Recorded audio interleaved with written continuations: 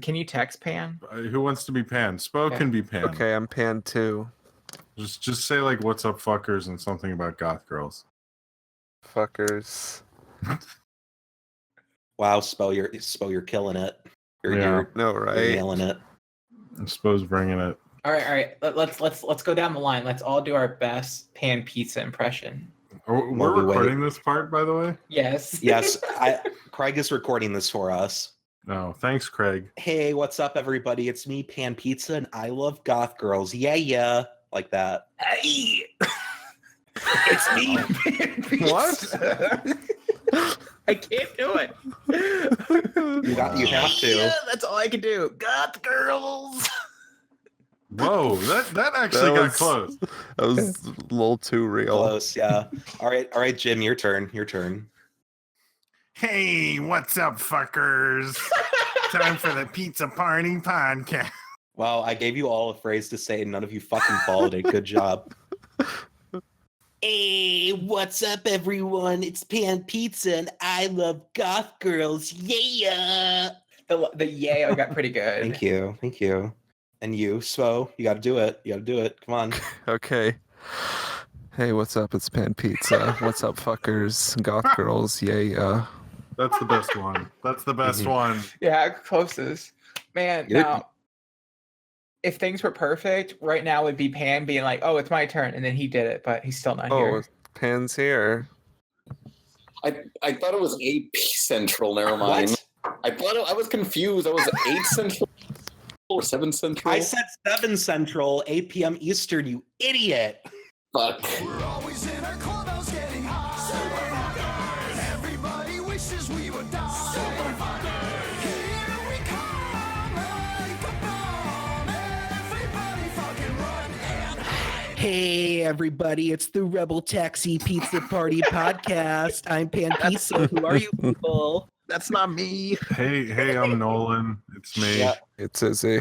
Hey guys, It's Jim. no, you're not Jim. Hey, what's up? It's Jim, and today Quality voice crack. No. Hey, what's up? It's Jim, and today I'm going to talk about why The Incredibles 2 was disappointing, and Nolan was right. That's what we're here for. Yeah. So, Pan, introduce your podcast. It's the RebelTaxi Pizza Party podcast, and I'm Pan Pizza, not that other guy. It's me, no one else. If you say so. Yeah. Okay. Are you sure? Yes. Wait, was that Macho Man? Is that Cool Cat? Not Cool That's cat. like Macho Man if you're squeezing his testicles. oh no. He was like halfway. He's like Spider-Man.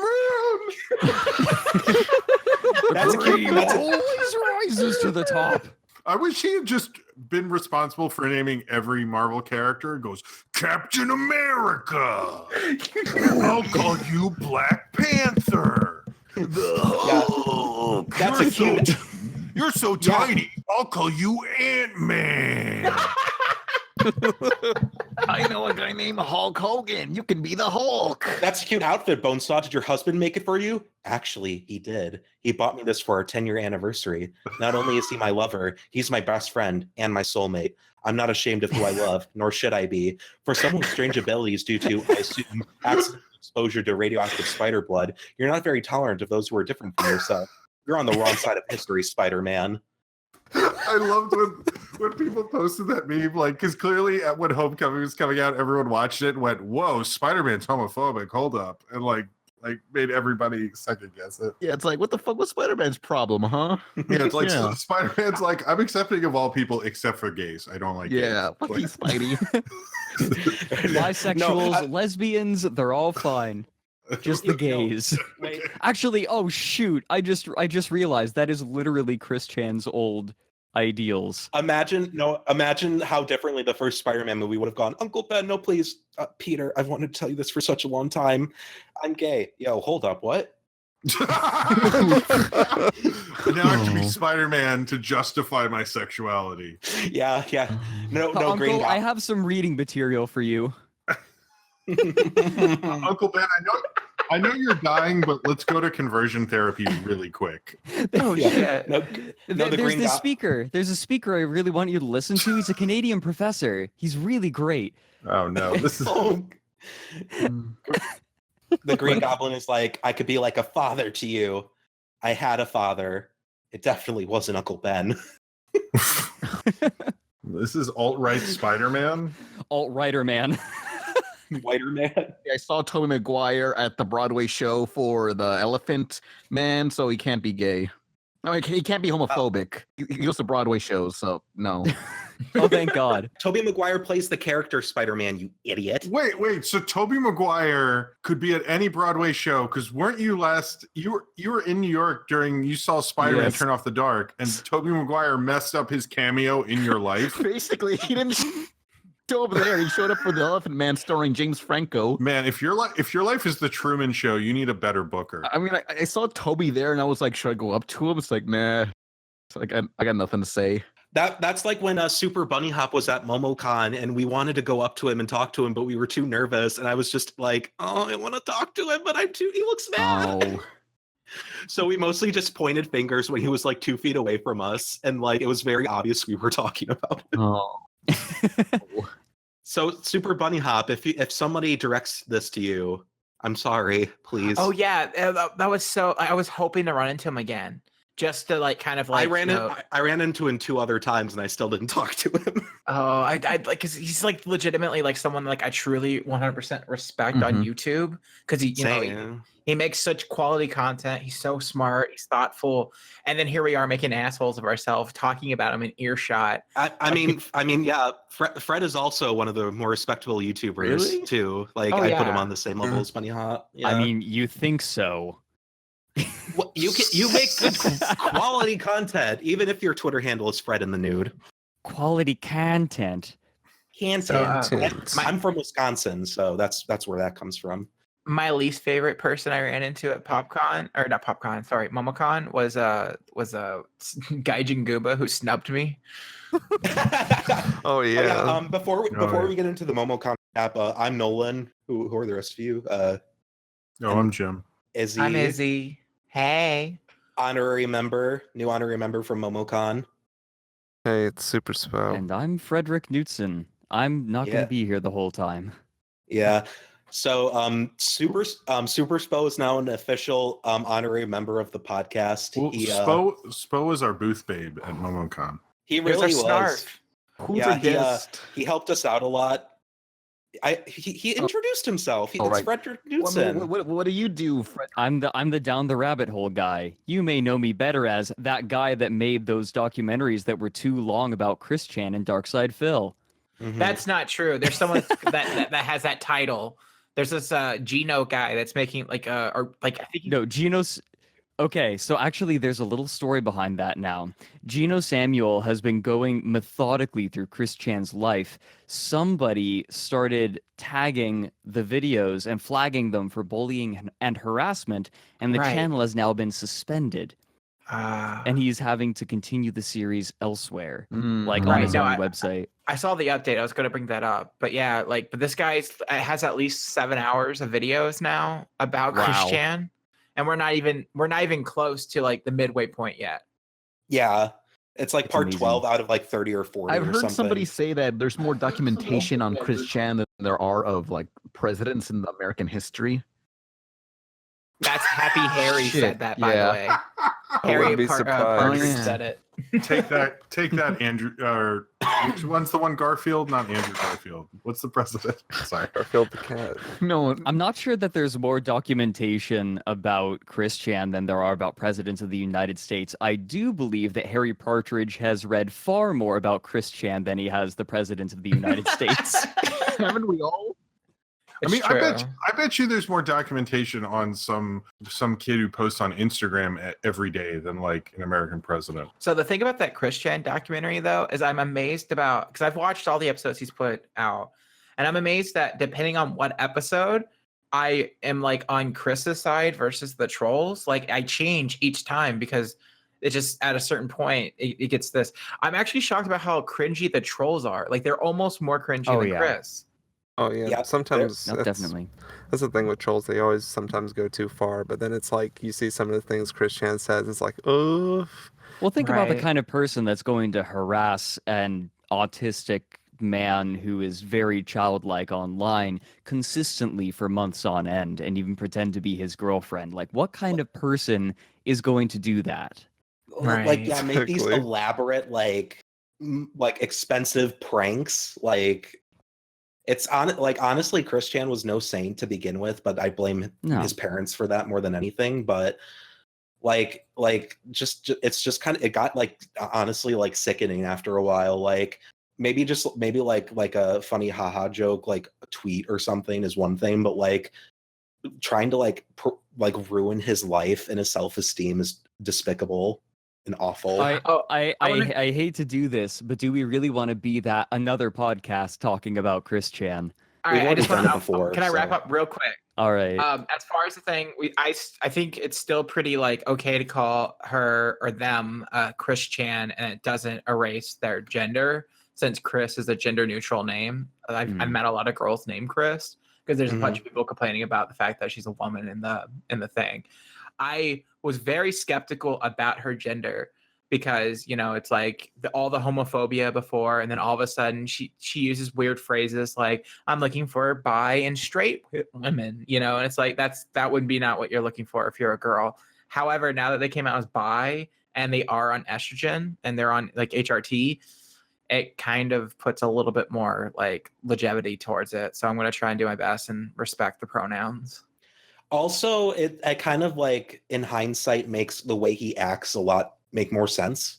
How so? I was gonna say it reminds me a lot of the pastor that turns out to be gay.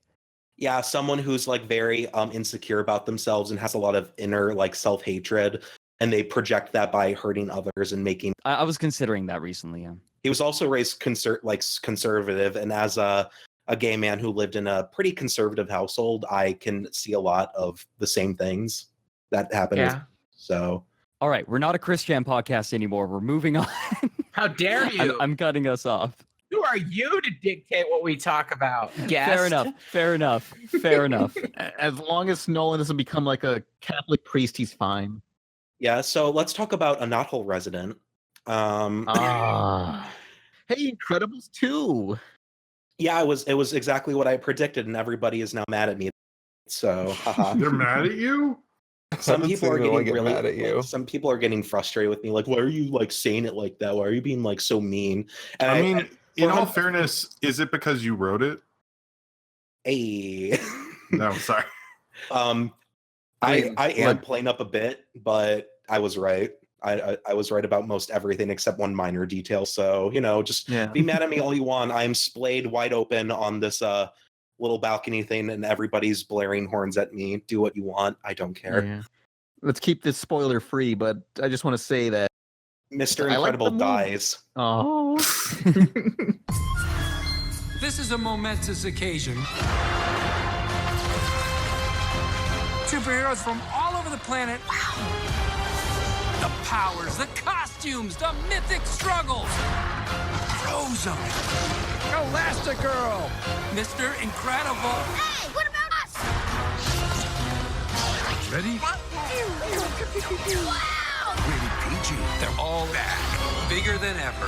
Wait! Tickets available now. I like the movie, but I hate it. The villain was very generic.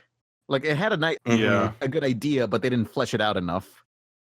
No, it didn't connect to the themes of the. I mean, it's like not thing about it is like I had a good time with Incredibles too, but it's like when you, especially because I think because I don't know, I got into the first Incredibles, and that movie's so tight, and the syndrome is such a part of the themes and the story of that film. And Screen Slayer, Slaver, or whatever, is just sort of like that doesn't like there's not parts early on in the film where you see people are just not going outside and watching TVs and are like sort of slaves to the screen necessarily. And like if they had that running through the film, I would like get it more. But it just felt like just a anonymous villain. Like I feel like the biggest problem with this movie is it didn't feel like it felt like another installment, but it didn't feel like, a complete just whole narrative that worked with the villain, and I don't know. It felt more sequely, but not in a good way, you know. They talk about how like the public perception of heroes is very mixed. Like some people hate superheroes and others don't, and you never really see the citizen's perspective at all. No, you don't. You just hear through the news, and that's it. The only time apparently is in the very opening scene where the whole plays from Tony Reidinger's perspective. Tony Reidinger. Yes, yeah. But that whole sequence, although it's really like it's a cool idea. Like let's see a superhero fight from a civilian's perspective. Like that's I don't think that's really been done in a superhero movie. But at the same time, it's like, well, what was the point of having it be from Tony Reidinger's perspective? Because the movie's not about Violet, and it's not really about Tony Reidinger. Like they're kind of like, I don't know, C-plot in this whole thing.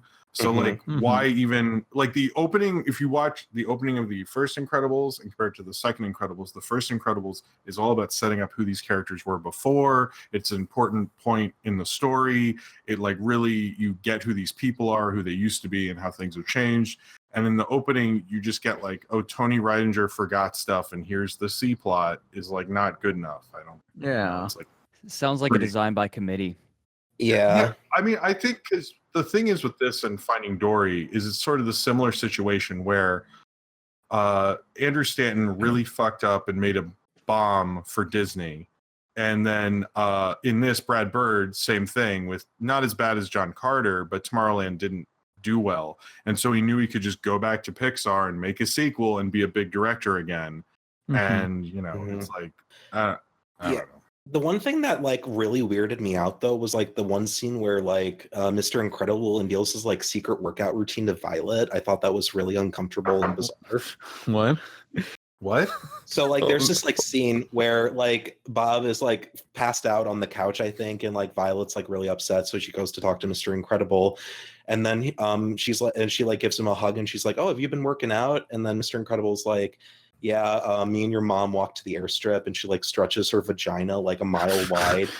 And then he has to like squeeze his way through it, and like if he gets thrown off balance, she like sucks him into her cervix, and he's like there for a few days. Like I thought that part was like gross and like really out of place. Like I don't know why Brad Bird thought What is happening? I think that was a very As someone bold who stylistic hasn't choice. seen the film yet, I'm really confused. No, like I am totally behind too. I haven't seen the movie yet, and I'm trying to figure out: are you like talking metaphors, or are you fucking with me?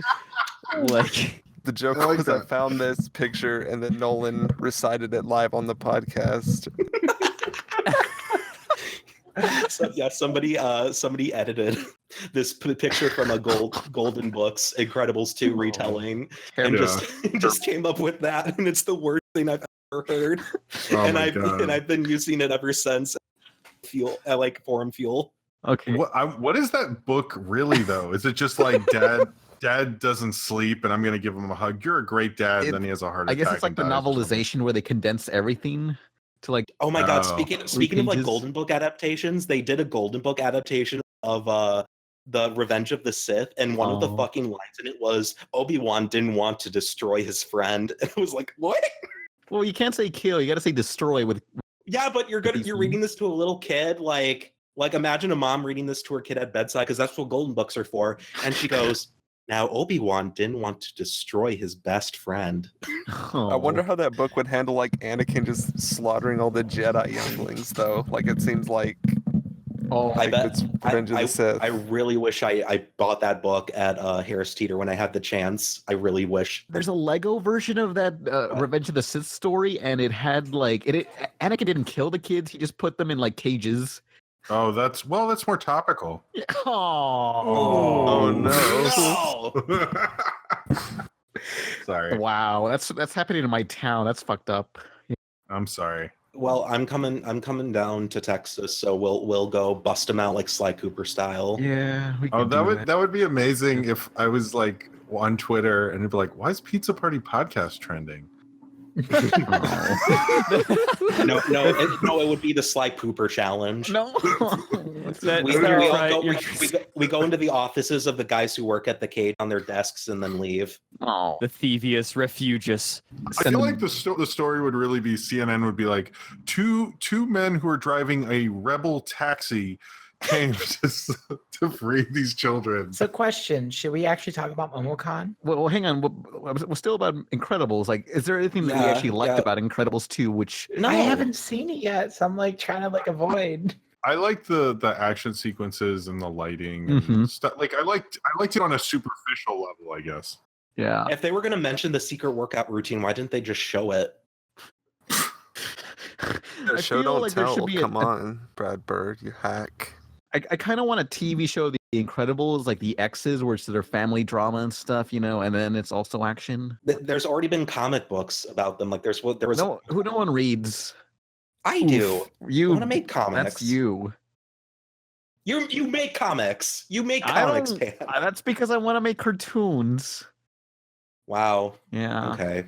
But hey, what about the short at the beginning? Did it give you guys the Honey Nut Filios? How fucking saying that? I mean, no, I really like the short. I noticed people reacted to it in weird ways, but how did your theater react? They just went like what the fuck? Like it was a lot of that. But I was sort of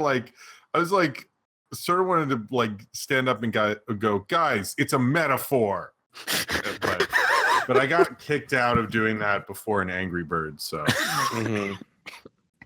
I mean, that feels more like mercy on the part of the theater, but is this Undertale?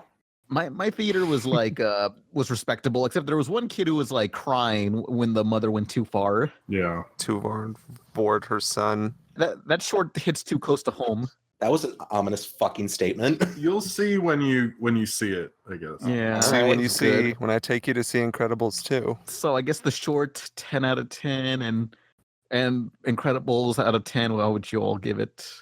Hey, it's better than Monsters University. Yeah. I was right out of 10. It was better than Toy Story 3, I guess, out of 10. Wait, what? I would say so. Really? No. I think. Come on. No. Spoe.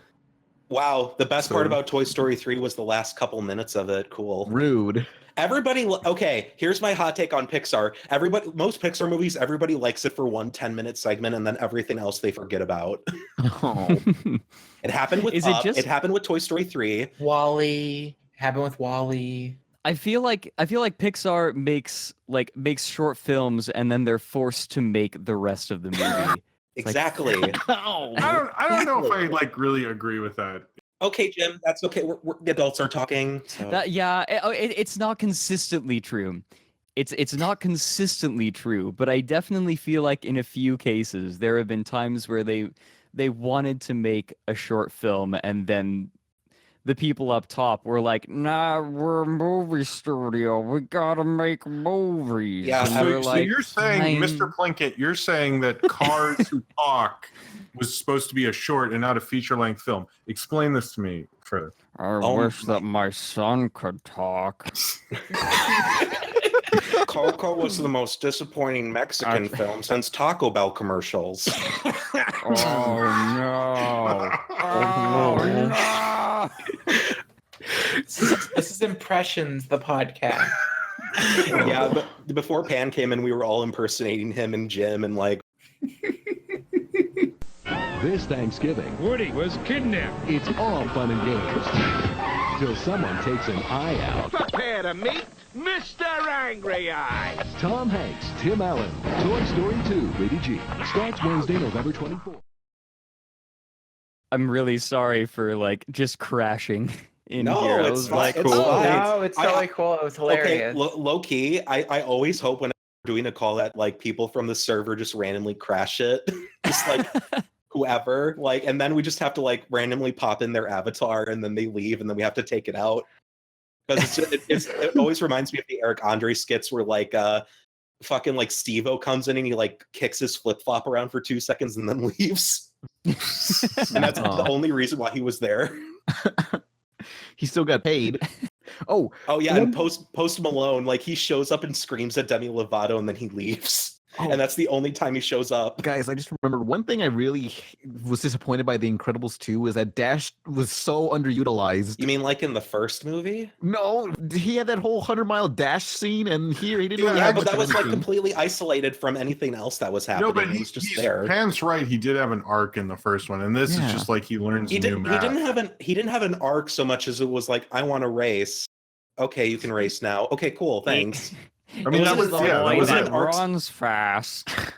Like, okay, like The Incredibles 2, I mean, The Incredibles 1 wasn't, I'd say it's a fucking masterpiece.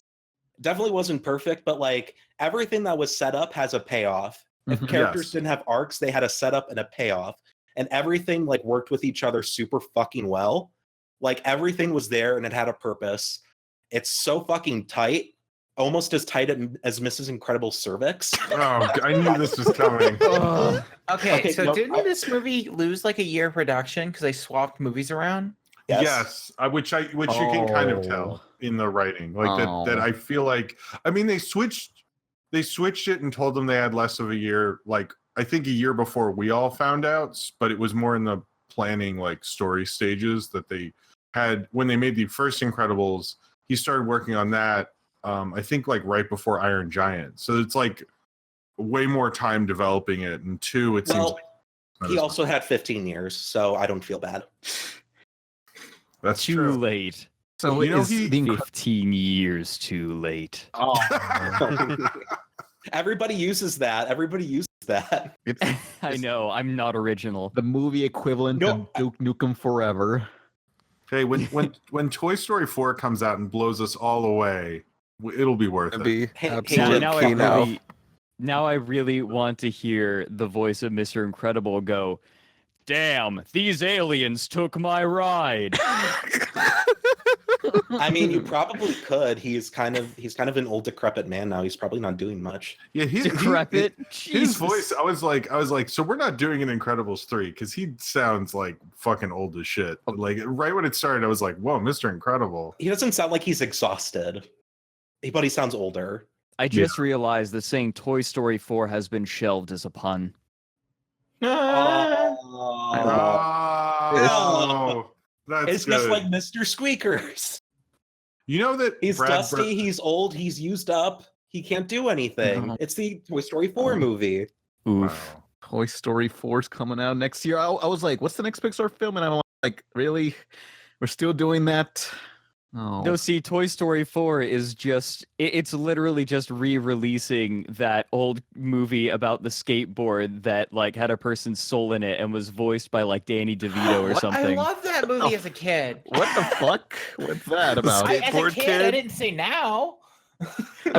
Explain this movie? What is this? Hold on, I don't remember what it's called. I think it's called The Skateboard Kid. Yeah, skateboard kid. Yeah, he builds a fucking skateboard and then like it's half robotic. It comes to life and it can fly or some shit. Like there's there's awful. like a flight sequence.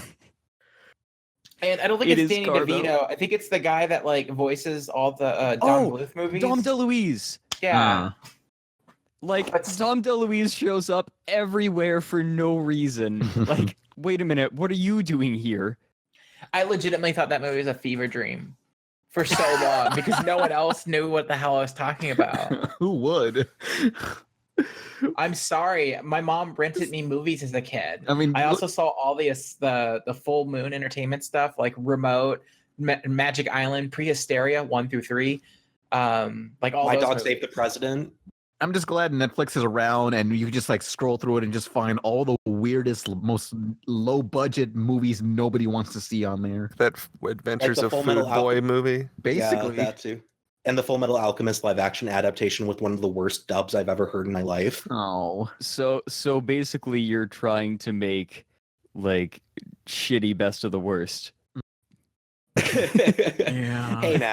Hey now. Oof. Seriously though, I made Mars reviews and Perplexed Cam, two of my good friends, watched the dub of the live action movie last night. Not even the audio quality was consistent. Like, I don't think people are gonna like take your movie suggestions anymore. I won't lie. okay, that's reasonable, but regardless, like they straight up had Vic Mignogna, the original Elric in this movie and nobody else. And he like recorded it off his built-in laptop mic. Oh.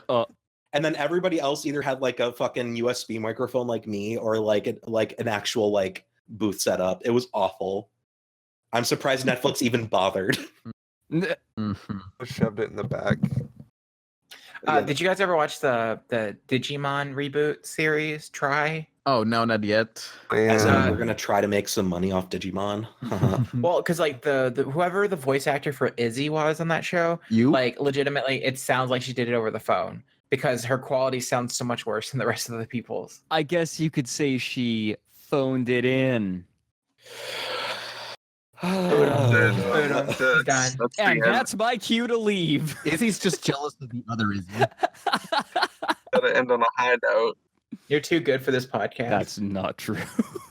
We love having you, Fred. And you said, please don't go.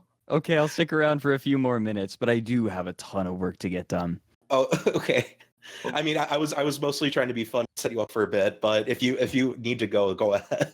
I don't want to keep you from your work. No. It's all good. It's all good. I've got a lot of what I need. Do you have any upcoming It's just tying up loose videos? ends. Yeah. No, plug your shit. it's not a secret. It's not a secret. Like I'm gonna be doing the chronological version of the Final Fantasy house pretty soon. That still there's more. Oh boy. No, I'm just retelling it without like all of the confusing name crap that makes it hard to follow, so that it makes more sense. And then I'm going to be recording my panel that I'm doing at Too Many Games, which is about the history of furries. Yay. Yeah, I'm having a lot of Nice. fun researching this. I'm going to record that with nice audio and then upload that and Disney then do better a bunch be of involved. posts. And then I'm going to be doing a video on the hurdy-gurdy. Which is is that? Slurpy Derpy? No, just the regular hurdy-gurdy. What the fuck are you on about? Shout out to our boy Cut Short, aka Cum Shot, for giving us the lowdown on the Slurpy Derpy. Yeah, I love Cum Lord. We should bring him back. Oh yeah, he for was fucking sure. Great. Yeah, we got a lot of shit to There's figure so out many. with this podcast, but yeah. Izzy, I love Cum Lord. This is 2018. Oh man, yeah, I love Clone High. Come Lord Phil Miller. How come no one's ever made like a remix of stupid shit we said on here? Like, why is there not like a pizza party song? Yeah, I know. Because none of our fans are boom, none of our boom, fans are like boom, musicians. boom. Are they? Oh. There's like a couple. This isn't. If you are like just Our have guy one of from those. the panel. Call the auto tune the news guys. Yeah. We got to be the next Bed Intruder song. Gotta be the next chocolate rain. Oh yeah. Chocolate rain. Mm. Some stay dry while others feel the pain. Okay, everyone knows about Chocolate Rain, but nobody knows about that man's true masterpiece. What? Which Is is it, is it the live action trailer to the Chronicles of Rickroll? No. Oh. It is so for a while. I don't know if he's still doing it, but he was streaming himself playing Team Fortress 2. Oh my god, Now- I love that video. It's What- so fucking good. what Sorry, happened? tell it. Go ahead. So for context, I don't know what his setup was, but for some reason he had no idea this was going on.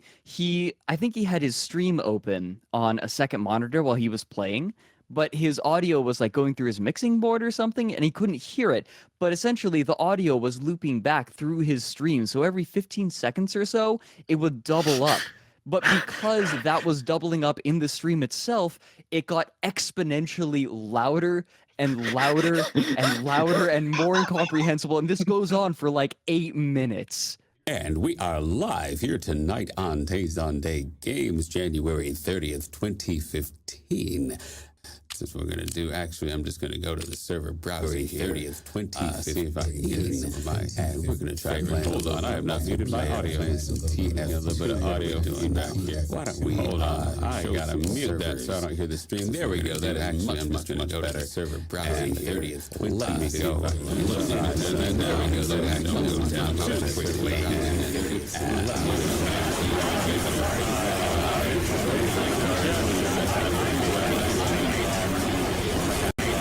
Yeah, it's like a 10-minute long video, and by the end of it, there's legitimately like an entire crowd of Zondays just talking about Team Fortress. It was It's great. horrifying. It sounds like a fucking like sleep paralysis nightmare. It Right. kind of is. Like after a while, it almost becomes Zen. Equilibrium in your brain hole. So like, okay, so this guy, so Tay Zonday, I probably mentioned this on the podcast before, but like he's kind of not a great person. Like, wait, hold on, Izzy. You mean to tell me that an internet person was bad? Sure. I found it. I was right, by the way. It's 8 minutes. It's almost exactly 8 minutes, and I'm going to link it in the Twitch chat. Oh, deleted link. I'll put it in the call Give it to me. chat. I'll do it. There you go. There you go. I'll edit it People into the can see podcast. this majesty. Continue on, Izzy. Sorry. But yeah. So basically, the company that I worked for with Yo Mama, they had like a party that was like for influencers. So it's a bunch of people who think they're more important than they are and coming together to network. And this guy was live streaming, and this girl like legitimately passed out, like got sick. And he stepped aside so that she wouldn't be on camera, so he could continue live streaming while other people are going to help her. That's the quality that is Tay Zonday. Wow. You gotta do it. Wait, so he stepped in front of the camera or behind? Wait, what? He stepped aside, so like basically he saw commotion happen, and he turned the camera so that his live stream wouldn't be interrupted by people helping this girl. Like instead of like doing what a normal human being would be stop, hey, let's check out and make sure this person who just fell down is okay. He's just like, no, this is going to interrupt my limelight. So my first reaction is like, my second reaction is, how long had he been streaming up to this point? Like, I don't know. Because that is a very new streamer thing to do. Because especially when you're new and you're essentially putting a wall up and you're putting a persona up and you're trying, not to react too hard to chat. And especially if people are being nasty to you, then you don't want to react. So it's really common for streamers to kind of almost become, they seem emotionless, especially if there's like some really big thing that happens. And it could just be like he's a new streamer and doesn't know the proper way to react because he's just not comfortable on stream. So like, while I'm willing to entertain the possibility that he's kind of a douche and is more worried about himself, I can also see it being like jitters. Because I did a lot of streaming before I did YouTube. Okay, that's fair, I feel that. I guess. I also some people kind of like, the weird thing about mob mentality is sort of like if you see somebody and they're kind of like frozen in place and waiting for someone to do something, and when somebody does go and do something, either other people will join in or they'll just kind of like be like, oh, it's taken care of, it's fine, and then go to do their own thing. So in defense of Tay Zonday, it could have been one of those things, like since people were already helping her, like if it was a girl who was obviously hurt and he just turned away, then that would be more suspect. But yeah, mob mentality is fucking weird. It reminds me of this one social experiment like a news channel did. It's very common, but they took like and it's more lighthearted, but they took like boxed wine, which is pretty cheap wine, and they put it in these glass bottles with really nice designer labels. And then they like had a taste test with a big group of like supposed self-proclaimed winos, and they were like, how's this wine taste? It's very exquisite. I can tell it was like made in an oak barrel. It's fermented very well, and all was shitty boxed wine. And then they like upped the ante a bit more and like put like, I think maybe they put like regular wine in a box to taste test, and they're like, so what do you think? And they're like, oh shit, I don't like it. I got some of the semantics wrong, but it's just like the power of mom mentality and like placebos and shit is hilarious. I love it. They did the same with McDonald's. Shit, someone's firing off fireworks. It's not even July 4th yet. Fuck off. I know. Tell them to go away. It's America Day. Welcome to Texas in the middle of summer. What other state is there than Texas?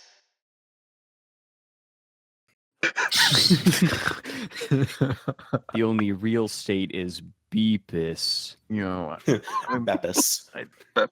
Hey, I just want to say we got other news that we can talk about. Yeah, maybe we should like talk about animation stuff and not Dumbo. Is this a fuck? Wait, this is an animation podcast, right? Yeah. Dumbo. Hey, that Spider-Man trailer. That was good. I loved Into the Spider-Verse trailer, everybody. I hope it's not bad, because that's kind of what Sony does, no matter what talent they rope in. I can teach you to be Spider-Man. I love this burger. It's so delicious. One of the best burgers I've ever had. You have money, right? I'm not very liquid right now. I think you're gonna be a bad teacher. How am I supposed to save the whole world? You can't think about saving the I kind of like the end. I'm all for Spider-Gwen, but I'm like, is this too many characters? Is this bad? Is this gonna be bad? You know? I don't know. I really like sloppy daddy Spidey though. Sloppy daddy. Never Spidey. say sloppy daddy I again. like how Miles is having none of it. I like that dynamic where it's like an old, super secretly wise mentor is like being really shitty, and that's just kind of how he is. He's not like trying to trick anybody. He's just like literally that much of a mess. And like it's arguably the kid is more put learn from each other anyway. It's my favorite dynamic. I mean, I'm excited. I'm a little surprised they didn't get like, I don't know, a person who's played Spider-Man to do the Peter Parker voice. That was the only thing I'm a little surprised by. But other than that, Tobey Maguire, you mean? Or get like Tobey Maguire or maybe Andrew Garfield or Tom Holland. They're gonna have I bet they're gonna have a cameo or something. Maybe. I mean, I would. Hey, if Usher can be in Incredibles 2, we can get a cameo. Wait, question. Do you guys ever watch movie Bob? Are you familiar with him? Yes. Like every time anything Spider-Man comes up, he's always like, Tobey Maguire needs to come back and reprise the role. That's the only way he'll ever be good. Yeah, he like is the only one who doesn't like Homecoming. He had a video that was basically like, how do you bring Spider-Man? Like, how do you get the old Spider-Man movies to connect to the MCU? And it was like sort of an interesting idea to have like Tobey Maguire come back for one movie and then die at the end, and Miles Morales takes on the mantle. I was like, oh, that would be cool, but I think Tobey needs to move on. You know what I mean? It's sort of like I think the best way to revive it is actually in this podcast right now. Pizza time. I was actually at the pizza place. The pizza place he delivers pizzas from the other day. Really? I was like, wow, I finally made it as someone who lives in New York. Wow. Finally made it to the place Spider-Man delivers pizzas from. Is there a plaque? There was a plaque. There was a plaque, actually. Hold on. I'm going to go on my iCloud and I think I have a video. Please tell me, Jim, that you had the same euphoric experience running into this pizza joint as we did running into the Captain Planet Foundation. Oh, yeah, It was, I mean, it was just me by myself, and nobody, like, people were like, why is this guy screaming? And like going like, oh my God. But because I was picking up a pizza for like a group of people, and then when I got there, I was like, oh my God, you guys, and nobody cared. But I was excited. Hold on, it'll take me a minute, but I will find it. Someone should tell what happened at Momocon with the Planet Man. I got you. Peter Pan. What's his name? Peter Planet. Captain Planet. Yeah, that's his name. Jesus Christ, man! Seriously, I forgot. Seriously? You don't know who Captain Planet is? I was like, what was that guy's name again? That asshole. Anyway, so we were at Ted's Buffalo. It was Ted's Buffalo restaurant. It was where it was Montana Ted's, I think. Montana Ted's. Everything in Atlanta was named after Ted Turner somehow. Yeah. I don't know why. He's a fucking weirdo. Anyway, so we finished eating dinner, and I'm just kind of like walking down the street, and then Jim and Pan, I think, are taking a minute to get out. I don't remember exactly, but I'm just kind of like, I usually just let myself wander and just look around and take in where I'm at. I turn my head about 96 degrees to my right, and I see the Ted Turner building. I'm like, oh, that's neat. And then my eyes drift to the Plex. On the bottom is the Ted Turner building. And above the Ted Turner building, there is a bronze, finely made plaque that it says the Captain Planet Foundation. And I lost my fucking shit, to be frank. I literally like screamed. Like everybody was like, what the fuck? What, Nolan, what's wrong? I don't have words. I just point to it. And everybody else, like the monkeys from the 2001: A Space Odyssey, they find the monolith. That was all of us. We were like smashing bones. We were screaming and jumping and like grasping at the plaque that we could not reach. It was amazing. There was people staring. Like, we caused a commotion. Yeah. We called and then we had to like run off because I police, like to be like come check us out. It's like a police officer fumbling his way here, which we just walked away, so he didn't catch us. Yeah. Oh shit, it's a 5-0. Yeah, so we walked away slowly, and he didn't catch up.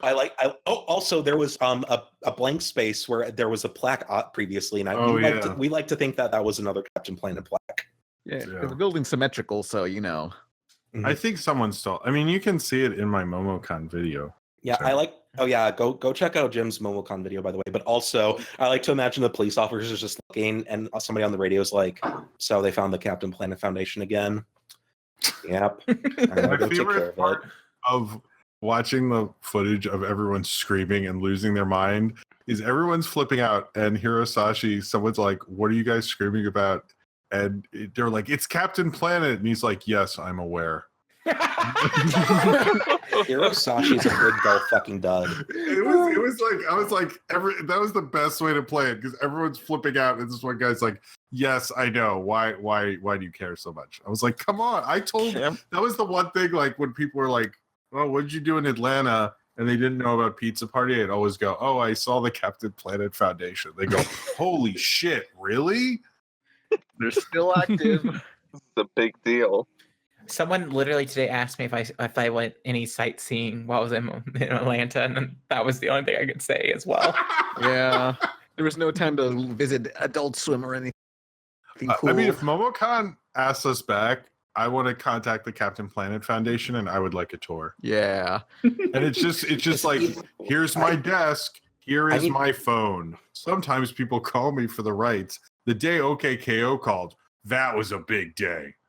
Okay, so there's a website for the Captain Planet Foundation. I did not know this. Have they updated it since the 90s? I don't know. Here, are we going down our own rabbit hole right now? Yeah, I recall the website was like. One. I recall the website was still in the freaking 90s, and they let's see how does it hold up? Oh, they did update it apparently. Oh, boot Some camp Planeteer event. shirts. There's a Twitter too. 5 years ago, that website was on the level of the Space Jam website. Pan, you have more Twitter followers than Captain Planet. Wow, I can kick his ass now. You can get a Captain Planet t-shirt. Okay, I'm looking at the Twitter for Captain Planet, and the banner image is a bunch of kids with their hands in the air, but some of them are just like, "Ugh, are we really doing this?" Ugh. Some of them do not look very into it. Oh my god, guys, they have a TeePublic page. Yay. Wait, is Oh my god. is this the one that's just the Captain Planet Twitter? No, it's Captain Planet FD. It's Okay, hold on. Wow. Captain Planet FD. Oh yeah, you're right. Some of those kids are putting their hands in the air and waving them like they don't really give a shit. They literally don't care. But a serious note, guys. If you guys want us back at Momocon, or if you want us at any convention, the best way is not to ask us, ask to the convention. Suggest it to the convention, and if they invite us, they will help us get there. Yeah, like say we want Pizza Party Podcast, and say Pizza Party Podcast specifically too. Right. Like if you just say Rebel Taxi, they'll probably only bring Pan, but they might be more willing to like help the entire podcast if you specify all of us. Yeah. Yes. Like contact Comic-Con and say, "Hey, no one's hosting that Doctor Who panel anymore, so we'd be down." Yeah, exactly. We're all about Doctor Who. Notice no one's at that Rick and Morty panel. Can we just like take it over? Yeah. Just give us all of Chris Hardwick's leftover panels since Aw. We can bring back At Midnight now, please. Oh yeah, we could just do At Midnight. Yeah. Comedy Central at me. Speaking of conventions, I got to get ready for the one I'm speaking at. Yeah, go But ahead. I I'm will. so sorry for keeping you. Thank you again for coming. Thank you. Want to no plug worries. your shit real quick before you go? I'm not worried about it. You guys carry on. Okay, sounds good. If you guys want, if you guys want to check me out, I just look up down the rabbit hole. You'll find it. Trust me, you will. We recommend the Final Fantasy House. That's a good one. Take care, Fred. Thanks again for stopping by and crashing the party. Thanks for not being Fred. What the fuck are you doing here? No, we love you. It's That great. kind No, of you're legitimately. cool. Yeah. Yeah. Aw. Yeah, but you take care, Fred. I don't want to keep you from your work. Bye-bye. No, it's fine. Catch you guys later. Yep. Bye. Bye. So legit question. Someone said, I'm calling every furry convention. Would we actually go to a furry convention? I absolutely would do it. I would go to I will go to any convention, a gun convention, a boat convention. Okay, let me lay it on the line. So honest, I don't have to pay for fucking anything. Like, I'm good. Yeah, Yeah. I'm any convention, Star Trek convention, you know, anything, name it. If there's a con, That's it, guys. Guys, this is your challenge as the Pizza Party podcast fan base, pan boys, if you will. Oh, that's sticking. That's sticking. I love it. That's sticking. Jim decided, guys. He's your Saya. So it's pan. What was it? Pan boys and pan girls. Okay, so find the worst convention you can find, and if you can convince them to actually pay for us to come there, we will go. I think we can all accept that challenge. That honestly sounds like something we would do anyway. So also, Jim needs his own fan base. Fan base name. It's I think we should call it Slim Jims. That's so good. Oh yeah, there is actually I think there Jizraelites. is the Jizraelites. That's a real religion thing. I need Jim's to call them. Jizzes.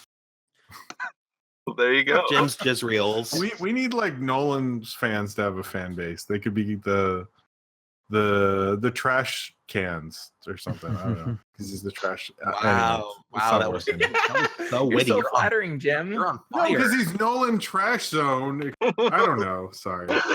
You're really bad at this. What? Just leave it to the professionals. Yeah. Okay. Okay. Sorry. Yeah. Okay. Cool. All right. Wouldn't it be the Nolanders? Oh, that's good. Let's go with that. That's like in the Sonic comics where the Overlanders were like humans and the main characters are super racist to them. Oh. Yeah. Jim, can you try giving me one? Because I can't think of anything. The Jizzies. The Jizzies? No. That's when Izzy and Jim combine. That's like, Yeah, that's Team Jizzy. Which, by the way, okay. I'm telling it on the thing proffer. Okay, so. Oh, what? I did animation for an adult film. Oh. I credit myself as Jizzy Sinful. Yeah. Are you allowed to? Are you allowed to say that or? That's fine. I just can't say the studio or the production until Wednesday, and this comes out tomorrow. So Sweet. But it's hilarious. I had fun with it, and it's just funny. I'm like, my first film credit is going to be a porn video. Yay. It's the first time I've ever rendered in 4K. 4K, Whoa. 420, blaze it. But I have a porn name. I have a porn credit. 20. Wow. Congratulations, Izzy. You're moving on up in this world. But yeah, you guys want to get into the news? Dumbo. Ugh. Moving on. Done. Next subject. Move it out. Moving on. Fuck What that. about it? I like that they got Danny DeVito to play the Rat Man. It's very fitting. There was a thing on Twitter where it's like Danny DeVito's agent was like, Danny, it's Tim on the phone, and he grabs his top hat and he's like, tell him I'll be there in 5 minutes. Because he's worn that same hat for Big Fish and Batman Returns. Yeah. I'm a little like, yeah, I guess it's a different take, but I'm also like, where's Dumbo's mom? Like, you can't do Dumbo without Dumbo's mom. Yeah. The one thing about Dumbo, anyway, let's just say fuck it, because I could go on about how they shouldn't do this, but it's like whatever. Legitimately, I'm just kind of. I mean, the most recent Tim Burton movies have been a little less Tim Burton-y, Yeah, which is cool because I'm kind of like, as much as I like Tim Burton's art style, I'm kind of over it at the same time. You know, like so and so movie done in Tim Burton's art style sounds really great for like an internet BuzzFeed article, but Like as far as actually making films, I don't know. It doesn't really do anything for me anymore. I'm kind of over it.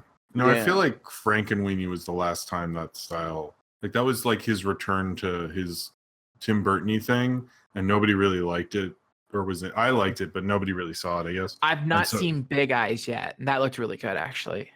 Yeah, I heard. I don't know. I've heard like I didn't see it, so I can't really say. I've heard things either side, but I kind of was interested because it's a cool story, the true story of Big Eyes. Wasn't it Miss Peregrine's was the last one? Yeah, that one I was liked that one actually. I kind of enjoyed it. after Planet of the Apes, he fell off and never came back. You know. Seriously, who is he? Oh, he created Invader Zim. Oh, okay, that makes sense. Everyone wants us to talk about Butch Hartman. Oh, because he's a Kickstarter for Oaxis Entertainment, a family channel. We already talked about this, but Jim and Pan were, so they don't get to participate. Well, we didn't record it. I did. Okay. So more or less, Butch Hartman he just announced he's doing a streaming service. So I guess he's going to try and compete with like Netflix and whatever, but it's going to be family-oriented content, which not surprising. Doesn't really sound that exciting for anyone. I mean, that's such a dumbass idea. Like, what? Let them dream. I mean, I know there's this theory going on with streaming services that eventually streaming services will be like cable, and you just buy in bulk like a ton of them at once. Like, you're not paying 7 of them different prices. You pay like $20 for Netflix, Hulu, and 4 others, and that's the theory going around. So I'm assuming. But why? That doesn't make any sense. Well, because there's going to be so many with the Apple, whatever Apple's doing, and with the Disney one and whatever Warner's is doing, and like there's so many that are going to launch in the next year or so. So it would think make more sense if they were all individually based off companies, like the Disney one, a Cartoon Network one, or something. But they're not. Netflix is already aggregated, set of different hodgepodge of things. Yeah. Like having, and there's some that overlap. So having like access to a archive that is Netflix and an archive of Hulu, I could only see that if they decided to like kind of merge them all into one giant network. But I mean, I think it'll just be like, no one knows how this thing will work because this is just everyone's theory, basically. But I think it's not a bad theory because it's either like streaming is all gonna like none of these streaming services will work other than Netflix, or this seems like the only way that the whole industry could survive, basically. Is to have a way you could buy all of them. We're kind of like gonna hit the oversaturation point where it's gonna be too many, and then I say only 3 will survive, and there'll be some niche ones here and there. Did you hear about the Apple thing with Cartoon Saloon? That's kind of a big deal, I think.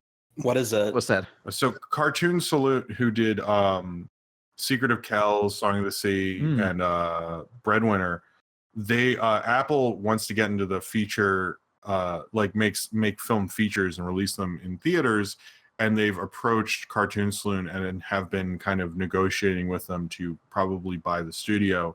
And what the Apple streaming service thing is really like, no one knows how they're going to deliver content, but they've been making huge deals with like Oprah and like bigger people.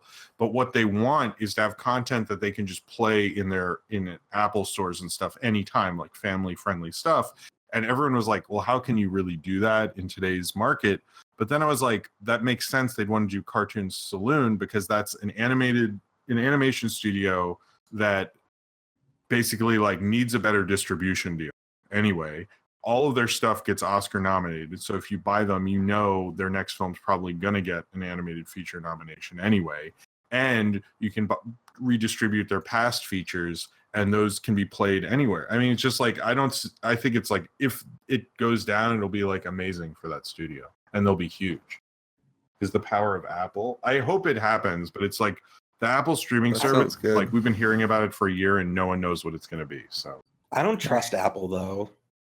Oh, yeah, I wouldn't either. I mean, I will say the thing that's against them is their only other TV show experience is they made the, on Apple Music, they made the Carpool Karaoke show. So, it's just that Apple has so much power, you'd think they could do something pretty good for Cartoon Saloon, which I think would be great because that's a studio everybody likes, but like nobody really sees, Right. But yeah, with so far, Butch Hartman's like, hey, we're going to combine the word Oasis and Axis and make it Oaxis, and it's like the worst fucking word I've ever heard. Like, it's a hard thing to pronounce. Wait, it sounds like an axis of evil. Oh, accurate.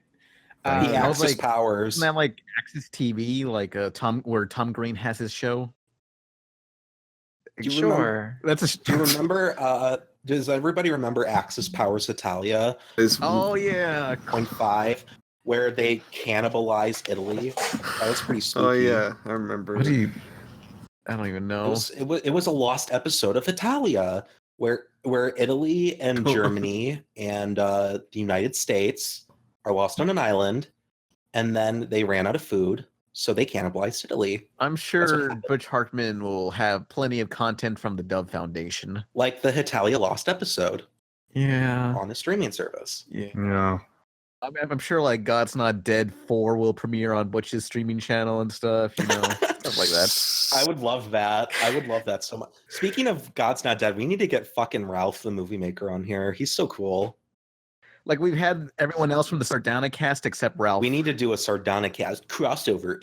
That's gonna be a mess, and we'd slow them down. Nah. I'd slow them down. But we're all good. Not you, Pan. Oh, yeah. I love how you say yeah whenever you don't segue into something else. Just like, yeah, I gotta go. Oh, yeah. So I mean, I gotta eat dinner. Yeah. So hopefully, Butch Hartman's Kickstarter will go through, and we'll have family-friendly entertainment. I don't know if it's gonna happen. I mean, I don't know how long it's been up, but it only has $2,000 so far.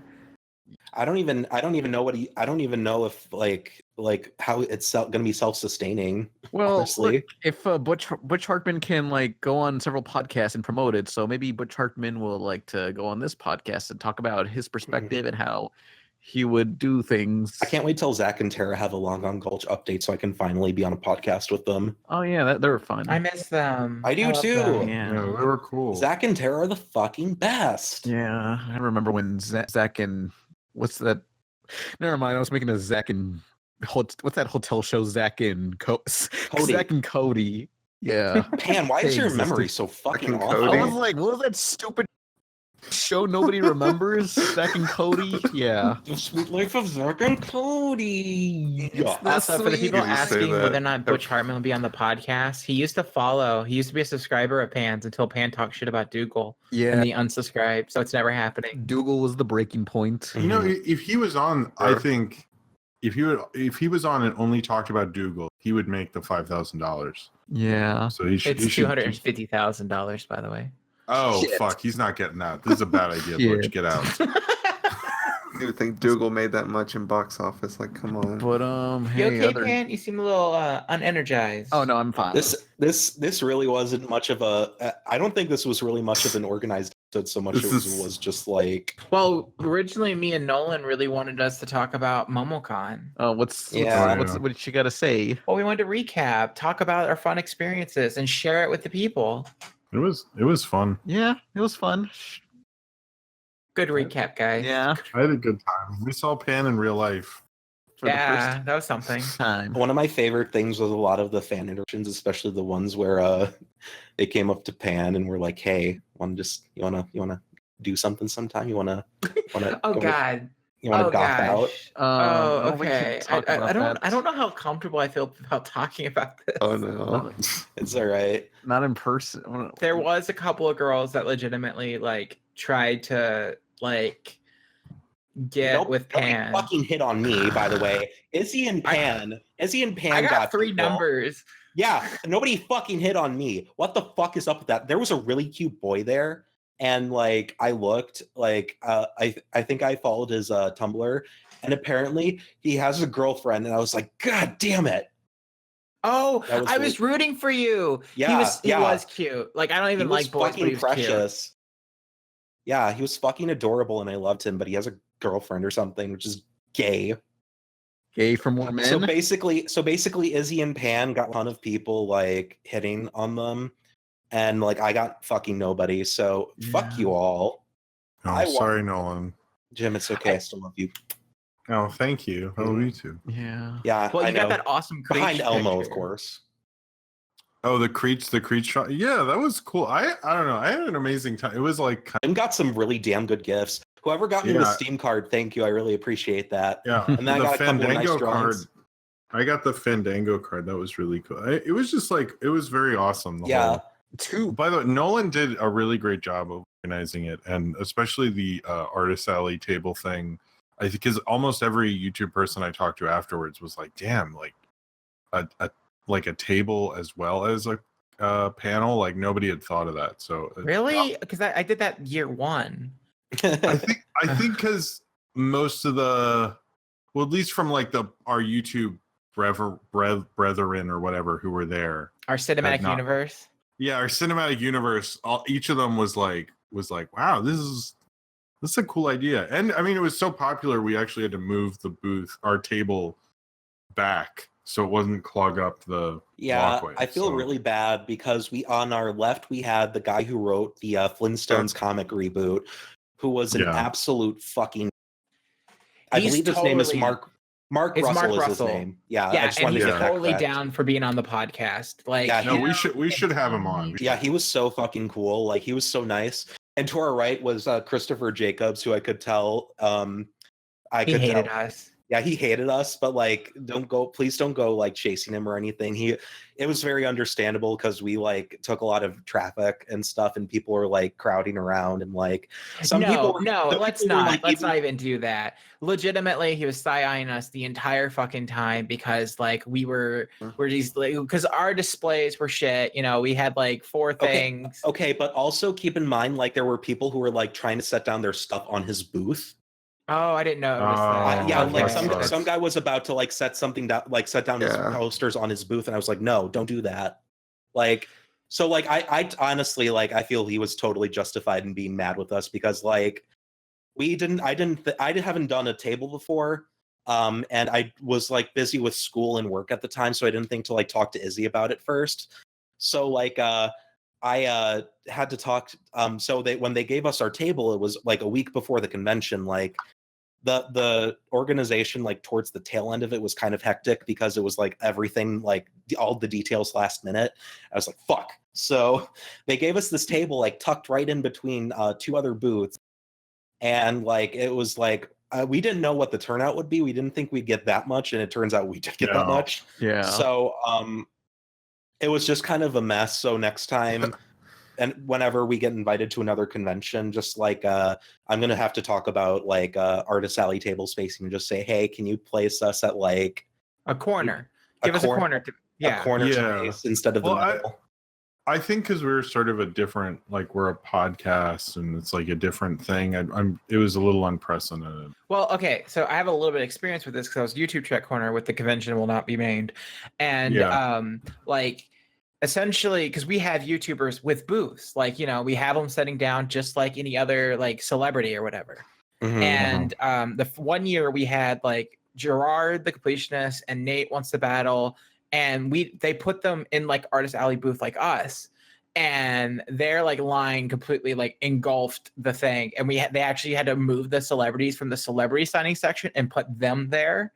And so like when I found out we're in Artist Alley, I was really concerned because like I didn't know exactly what our like response would be, but I do know that, you know, here's these people that people haven't seen before, and we put ourselves on the map. You know, we're like, you could find us here. No matter what, you come here, we'll be here.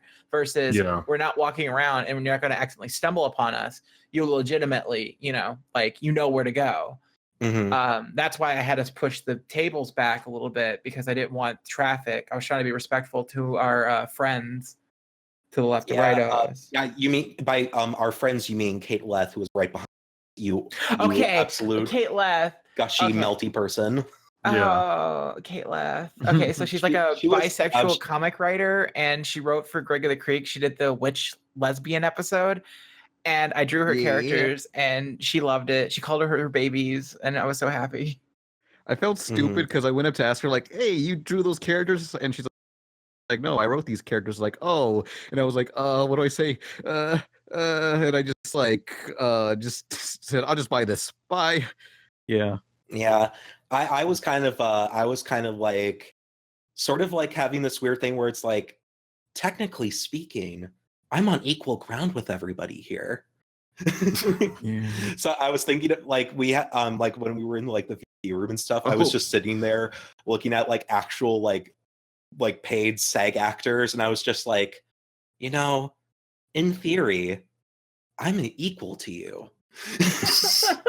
Well, I do feel like towards the end of the con, people at first were like, "Oh, who are these kids?" And then towards the end, I feel like people were like, "Oh, I'm like gotten used to seeing you all weekend." So like, The pizza party with Brain Scratch and POS and Roundtable was honestly like the Infinity War of like podcasting commentary channels. Except nobody died. Yeah. Huh? Except Oh, nobody yeah, died. exactly. As I far don't as know. we Some of us died laughing because there were some really good parts.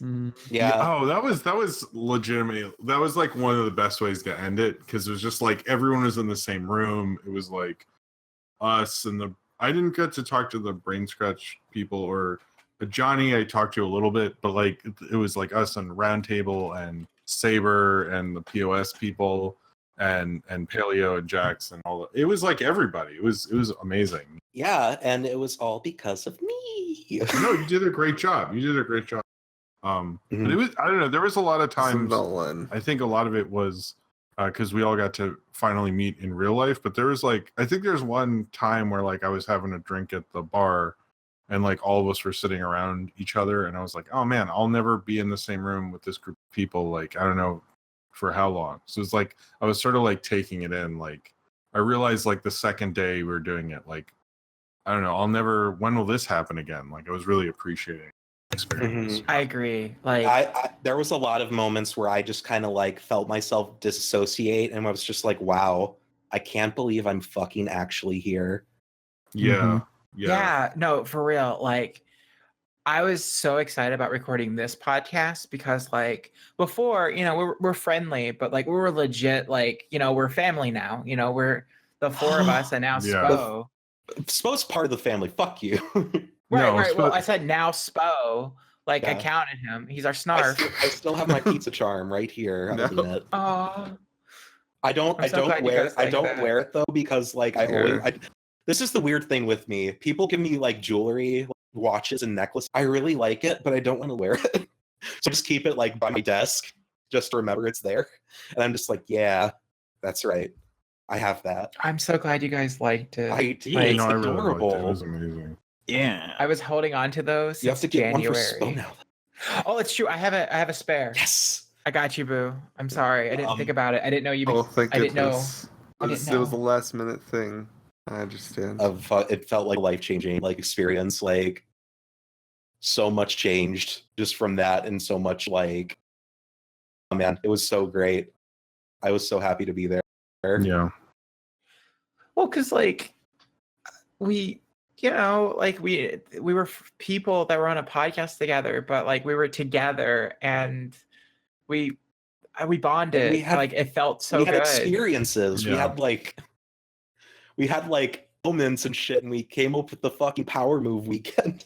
Oh yeah. No, it was just like, I don't know. Well, coming after it, like when I had to go back to work and stuff, the come down was like really harsh, because I got sort of used to it being like, oh man, I can just like talk to someone.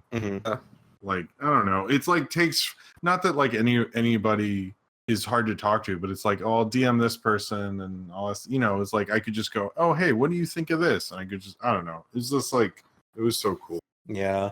Like what was weird is like hours after the con was over, like it feels like they just completely wiped anything Momocon related from the hotels. Like there was no cosplayers and everything was all cleaned up.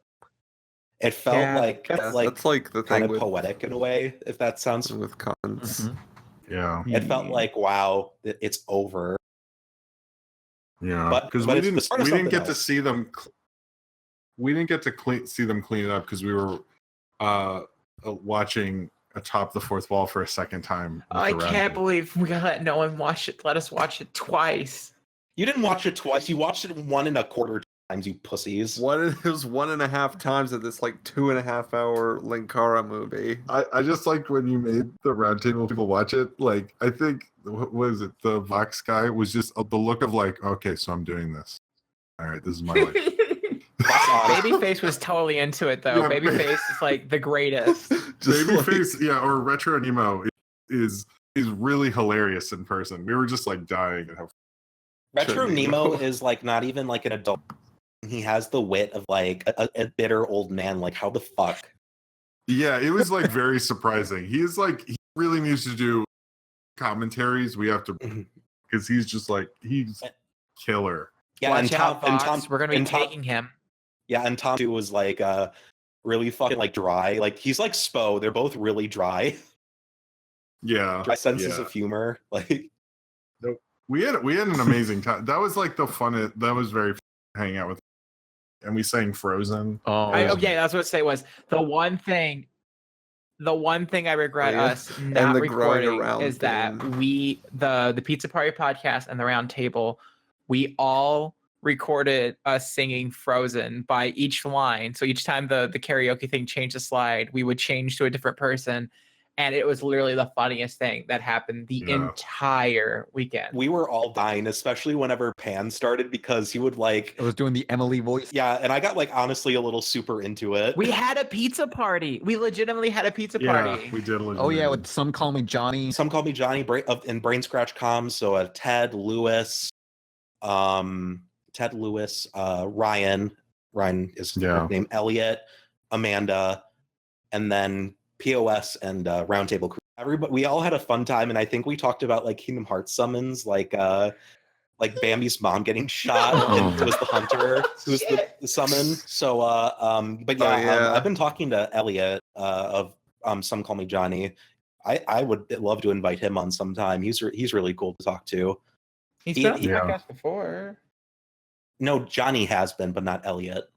Oh, sorry. Okay. Elliot is his brother. I could pitch it to them, see what they think. But yeah, there's a lot of stuff that we that we've talked about during the whole thing. It's crazy. Yeah, it's like almost like sometimes I'll like be like, oh yeah, I forgot about that thing, and then there was this thing, and it was also cool being in a VIP lounge. It made me feel like like a very important person. I was really tired and angry because like I was just super frustrated from doing all this stuff, and I was like getting tired out. So I went to the VIP lounge. And I just basically like laid down on the table, and I was next to Praz D, who does vines and tweets and stuff.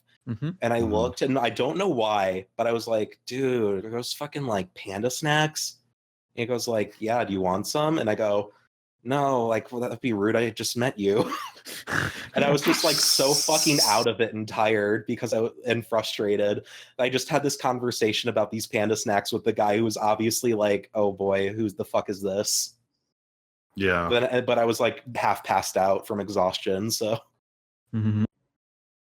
So yeah, Praz D, thanks for offering your panda snacks to me. I'm sorry I kind of came to you in a half drunken stupor, basically. And apparently you saw Suda51 there, but you just told me like, I think it's Suda51 or just some guy speaking Japanese. We talked to a guy from Capcom who said he would love to do thing, but he didn't. I think that's because I couldn't make it to the Capcom Live, which was unfortunate, but like I was so fucking busy. Like I had to like squeeze in meeting up with my cousins too. By the way, guys, lemon pepper wings are the best shit. Like what? They're so good. Max's Coal Oven Grill, Max's Coal Oven Pizza is the fucking best pizza place I've ever been to. It's so good. I want to go back so bad. If they invite me to Momocon, I might just exclusively eat there. This just in, Lego Movie, there was a trailer. What? Lego Movie has Yeah, you didn't know that? Yeah, Lego Movie 2's had a trailer for like weeks. Oh, guys, I told you guys to like ignore me because there's a person that's been like constantly posting it multiple times, and I thought it'd be a funny bit to be like, oh yeah, there's this trailer, and then we just keep going. Well, yeah, but now we have to talk about it. But anyway, yeah, Momocon. So, anybody have a specific favorite moment? I don't know if there are like too many, but it was actually a cool moment. Was in our kind of booth area was the people who helped create the 90s X-Men show. And I bought their book, and they signed it, and I got to tell them kind of like my memories of the X-Men show, which was like that like no one knew exactly how to pronounce Magneto. Like the show kind of, I remember that, and then I told them that, and they're like, actually, and it's in their book also, when we met with Stan Lee, he didn't know how to pronounce all the names. We were like, is it Xavier or Xavier? And he was like, oh, I don't know. And they're like, you're the creator of the X-Men. I don't know. They were really super nice and like let me geek out in front of them. They were very It's hard because like there was so many different moments. I could literally list off like a 10 list. Top there's 10 Momocon. a top 10 list of my favorite things that happened at Momocon. With you guys, just in general, like just being there in the same presence was great. Like I guess the podcast itself. As far as like superficial, like just like very me moments, again, Kate Lith just like loving the drawing I drew for her, and then like I took a stalker photo because she actually set up the picture I drew to where it was like displayed to where she could see it the rest of the convention, and I saw it and I was like, oh my god, and I like took a quick like snapshot just to be like, oh, it did happen. That was cool. The live podcast was particularly just seeing all the fans in that packed was like it was packed, and I was like legit shocked that it was. Yeah, because realistically, we were expecting like 5 people to show up. Like we didn't think people would actually show up to this. I thought at least 20, like because we had enough people. Okay, that was really interesting. Is me and Jim both went to our room, Team Jizzy room, to like take a break for a moment. And as we're walking past, we walked past the panel room, and there was already a line forming. Like there was already like people there, and it was just really interesting because it felt like one of those like animes where you have like a side character that featured in each episode, and then all of a sudden towards the finale that you just have like a cameos for all of them. So we're seeing all these reoccurring characters just like sitting there waiting for our panel. It was very like awe-inspiring. Yeah, and it was pretty like, besides the fact that it was Reboot the podcast, like it was certainly chill. I'm surprised y'all managed to I thought y'all would have actually planned something. We planned something for this one, and this hasn't like went anywhere close to being on rail. So I think we honestly operate better way off the. Like the only exception is the fucking Monster Trucks podcast, because I specifically said we have to be off the cuff, and I think I jinxed it for everybody in their brain. Yeah, because we were all trying to be funny, and it wasn't working because we weren't being us. But what was I gonna say? What was I gonna add on to the podcast? Like I didn't think like 5 years ago I would have wound up being on a panel that was packed, and like I was partially responsible for it, you know. As weird as that is to say, like people came to see all of us. That whole room came to see all of us, and that's fucking weird to me. Yeah. Yeah, because like, we're just a couple of jerk-offs on a mic, We're not, for the most part, none of us are really that special. That's not a worse than I would think. What I mean is like, we're just normal people. It's weird that like, there's these people that like, they see us as something more. Yeah. No, it did like, I don't know, it was like, it made me feel like part of more of a community then, because we're all like, when you make YouTube stuff and you're on podcast, we're all like very separated. And it was like, oh wow, I'm like part of this, I'm really part of this group, It was like very, I don't know, it was very beautiful, I guess. Hey, Pan, you're not being seminal with the rest of us. Oh, I don't know. I'm not good at expressing emotions, Yeah. That's literally his response to everything, though. It was great. It was the yeah. Or like when we got to meet Raven.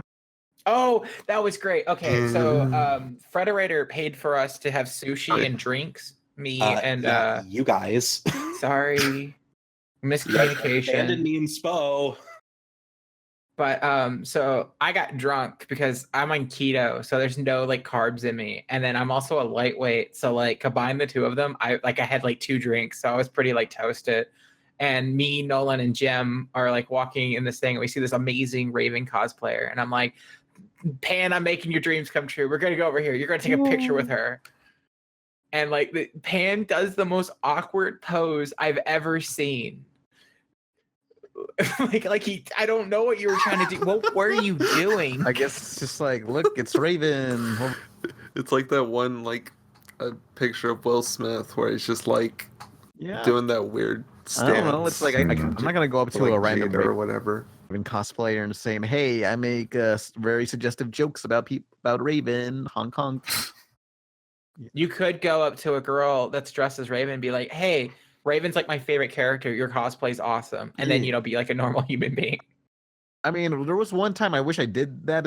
I saw some girl dressed up as Calypso's daughter from Twisted Metal at Momocon, and I was like, "What the fuck is that? Twisted Metal? Someone cares still?" Yeah. Yeah. I saw a Vivian cosplayer. Who dat? Vivian's the trans character from Paper Mario, and I got really excited. I was like, "Oh, I'm going to take a picture with this person," Mhm. and they were a fan of our podcast. It was weird. I was like, I walked up to a stranger, and they're like, "Oh, hey, Izzy." I was like, "Oh, Yeah. Oh, really? Wow. Yeah. Actually, something I saw a mystery science theater cosplay person who I'd seen on Twitter, and I took their picture, and I was like, "Oh, hey, I saw you on Twitter, and I just really wanted to see you. You know, I make some mystery science theater content." And she like walked by me after I'd done the picture, and she was like, "Yeah, I know." What was that? It was sort of like I know who you're. Just leave me alone. Like, it's just like okay, all right. Yeah. I was Yeah, like, who's so this? off-putting." I mean, she's in the video. She's just wearing this Tom shirt. I shouldn't have outed her like that. Now I feel bad. So But we yeah. can see this in the video. Not her doing that because I Oh. just took the thing, but it was happened right after I found. Okay. Yeah. What was your favorite moment? just want to say, well, there was one person who cosplayed as Moody Girl 13, my OC, my character from my comic. I'm glad that was your favorite moment. Oh, I didn't. Well, I guess not necessarily favorite moment, but I just really appreciate that. But favorite moment, I don't know, eating pizza in that hotel room, you know. Mm-hmm. Yeah, It was a lot of fun. That was really cool. Yeah. You like That everybody was just chilling out and fucking having pizza. my Like favorite honestly, too. fuck conventions. I wouldn't mind just all of us like hanging out in a big old room or Airbnb and just eating pizza and chilling out. Mm-hmm. Finding another Scarf's Lounge and scarfing down some pizza. Okay, Yeah. next podcast or the Pizza Con. It's just where we get a Airbnb, and it's just random YouTubers we're friends with. Yeah, Yeah. that's it. That's the con. That's And the then, co- and, like, then we have like a big plexiglass wall where people can like look at us and watch us eat, Oh. but they can't join. No, it's we'll reinvent cons. This con we won't say where it is, but we'll stream it out, and then you see people show up, and you're like, oh my god, this person, and we'll get a celebrity, like a real one, like Mhm. We could do commentaries. We'll set up a couple of movies. This could actually legitimately be really cool. and then when it's all over, do a commentary of the convention itself. Boom, $1 million.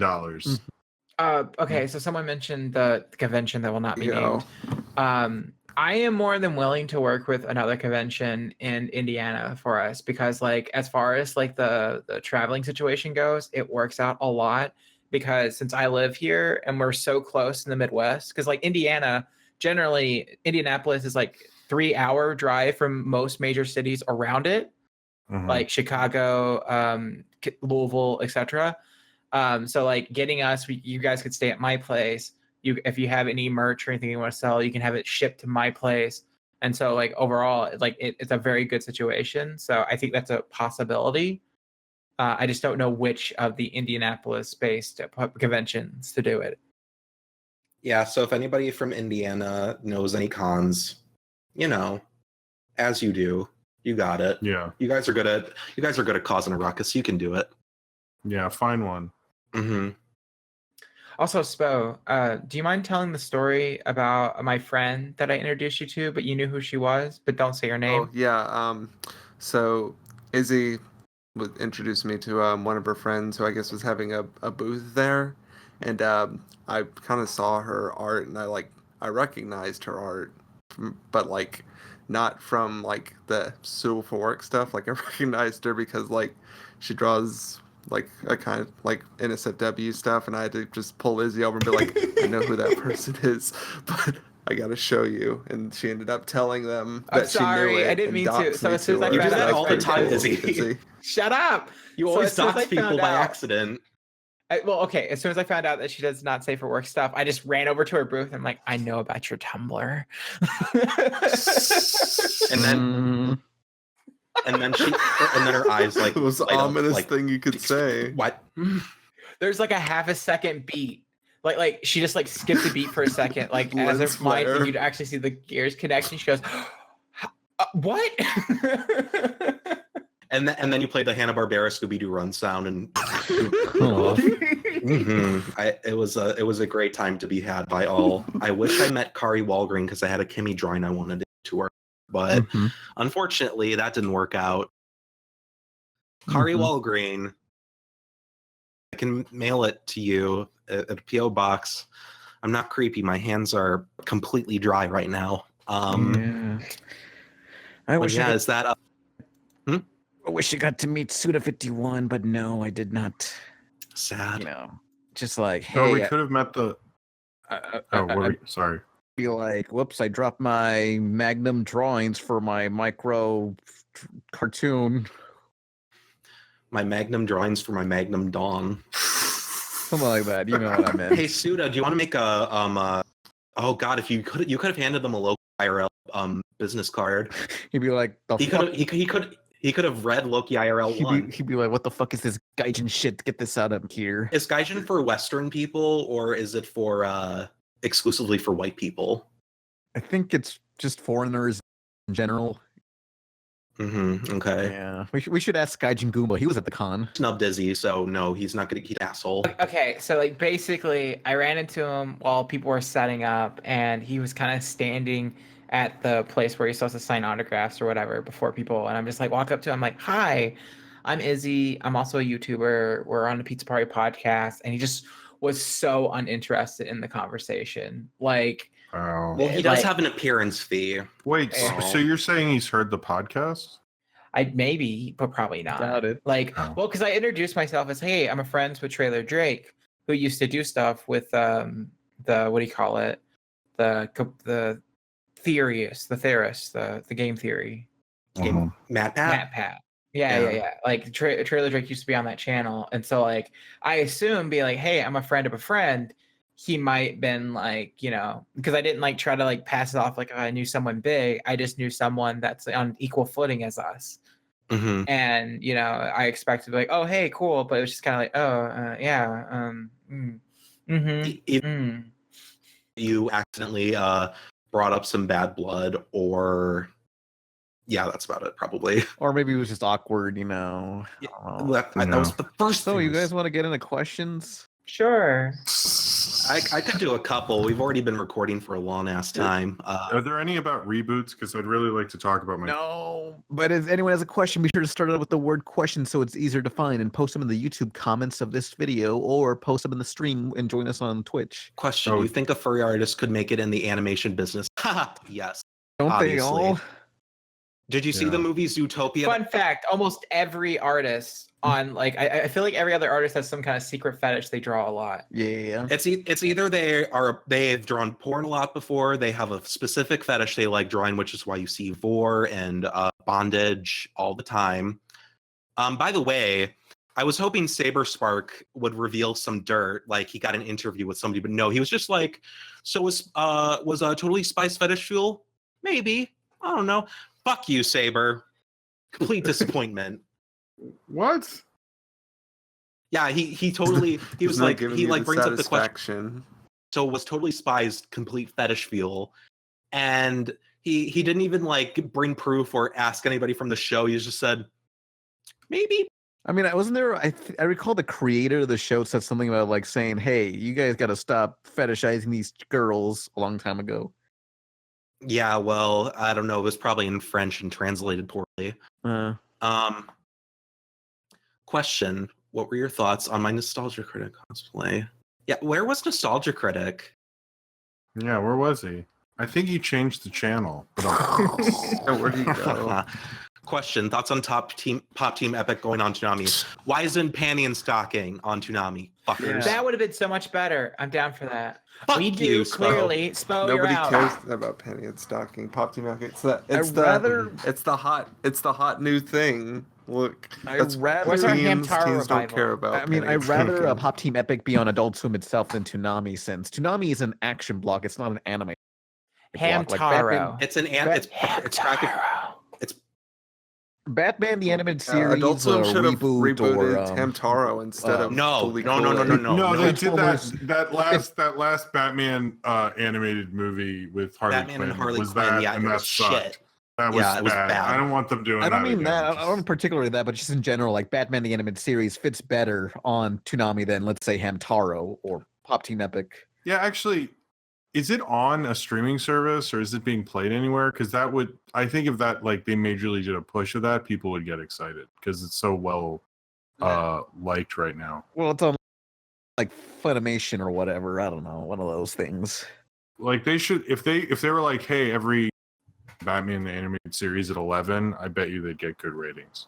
Like airs on like Discovery Family,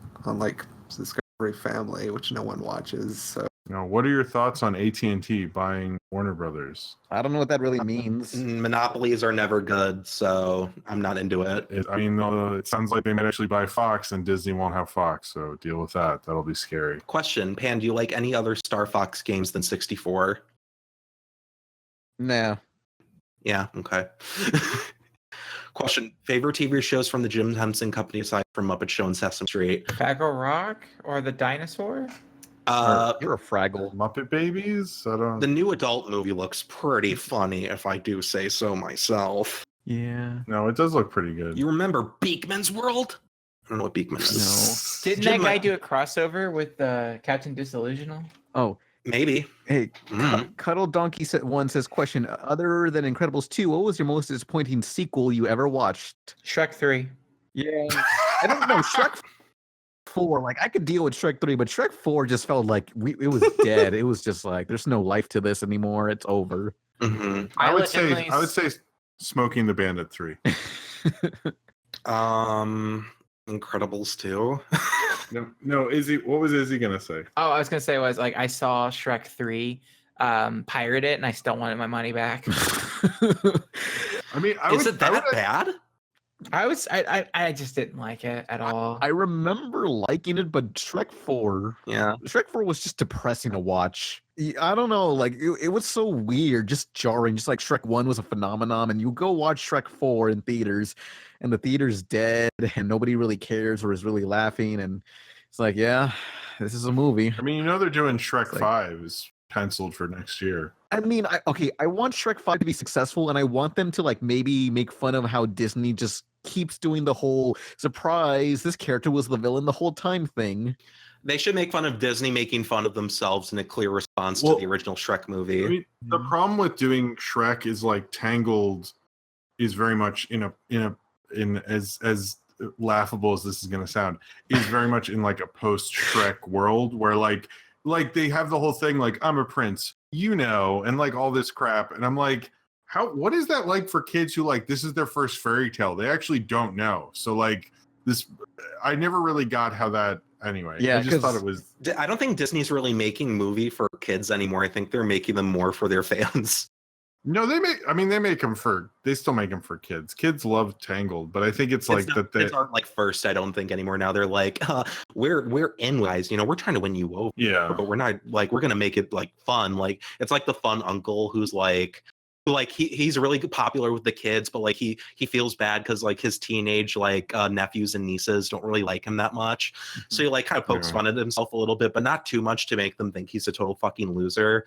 So he's like, yeah, I'm cool, guys, I'm hip, I can poke fun at myself, and the teenagers like, hey, you pretty cool, you all right? And but then like if you and the uncle's just like, the uncle. I feel like once you've done like the problem with it's like sort of like why you couldn't make an Airplane 2. Mm-hmm. It's like once you've done that, it's hard to like get that spontaneity. Like when the first Shrek came out, it was like, oh, they're making fun of Disney. It's an animated thing. You can't believe DreamWorks is going to do this. And at this point, it's like so kind of predictable, and so many people have done send up of fairy tales. I don't like know what else you could really do with that property. Like you really have to reinvent it. Sci-fi movie. I got an idea. Okay, so what if that idea where it's like they make fun of Disney for making fun of Disney, and it's like, what if it's Shrek 4 or 5 is about them like being sincere and trying to appreciate fairy tales instead of trying to make fun of them, like they go in reverse. They try to reverse everything they've created and just like say, hey, let's appreciate these fairy tales, But like Josh Gad would play Shrek. We can all agree that that's what's going to happen. And then Kevin Hart will play Donkey, and then I don't know who Cameron Diaz will play Cameron Diaz, but no, everybody was in Shrek just disappeared afterwards. So sad. Yeah, because I don't think they're coming back officially.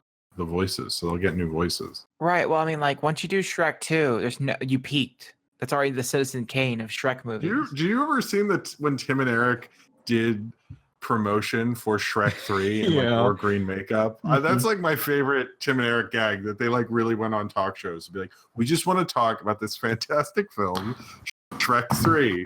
Like, oh my god. Or is it Shrek the Third? I forget. It's Shrek the Third, yeah. Yeah. The wait is over. That's right. Shrek 3 is coming out May 18th, and we couldn't be more excited. You know, gather up all your friends, go to your local theater, and check out this wonderful movie. They're all back. You got Mike Myers, Cameron Diaz, Eddie Murphy, even Justin Timberlake's in the new one. You know what? Go on the internet, post a bulletin, go on the message boards, tell your friends about Shrek 3. And check out our MySpace page, because we've redesigned it to look awesome. It looks like Shrek. It's really cool. And don't forget, the movie's coming out May 18th. Everyone go out and check it out. Like every Disney movie from now on, it's just like, LOL, I'm not like those other Disney princesses. You know, you always have that one scene. Even in Moana, it's like I'm very sick of like, it's like not really even clever anymore. Like what? I don't know. If you start to sing, I'm gonna throw up, even though like his appearance was a song. Like, yeah, and good job, Maui.